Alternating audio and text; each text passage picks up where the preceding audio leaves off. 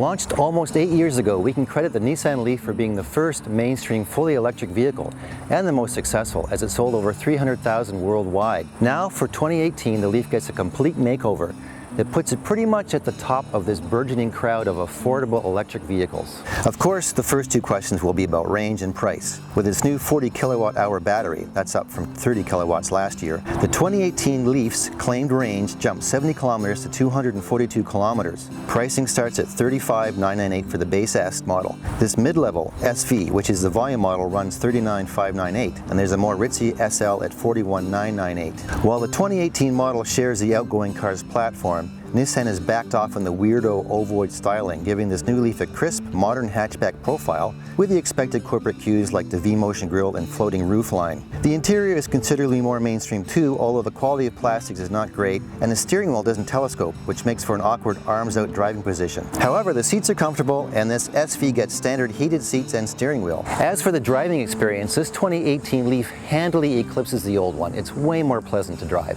It's no longer a soggy handler with vague steering, now showing pretty crisp turn-in and body control, and it is markedly quicker thanks to 40 more horsepower, an increase to 147, and a bump in torque to 236 foot-pounds. The Leaf doesn't feel as fleet as the Volkswagen e-Golf, nor does it handle as well, but it certainly will never be caught flat-footed with all that instant torque. Nudge the E-pedal toggle switch in the console, and the throttle pedal controls both acceleration and deceleration, all in the name of harvesting kinetic energy through regenerative braking. The Leaf will come to a complete stop when lifting off, as the friction brakes step in to finish the job. It's a pretty slick system that takes a bit of practice, but once you get the hang of it, you can pretty much do all your daily driving without ever touching the brake pedal. And yes, the brake lights do come on when you decelerate.